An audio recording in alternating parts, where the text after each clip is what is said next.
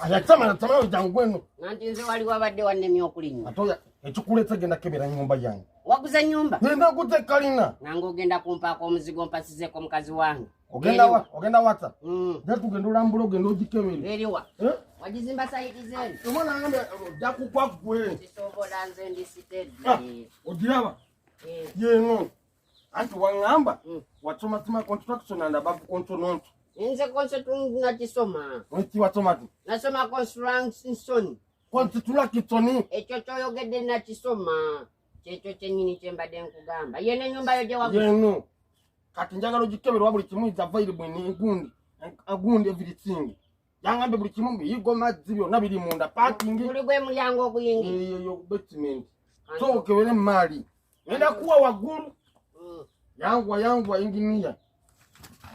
Goja kuyu yatama nnyo. Ng'olabye mukwano gwange sigenderedde. Kewero mbuli oba bintu byonna mwebiri kwalali. Gava muntu yo. Kiki. Kale ekyamazima buli kintu mwekiri. Naye mboze ekigo kye kitalina kantu katwala mazzi. Ekigo? Kana akantu akafuka amazzi nga kagenda wabweru ke katalimu.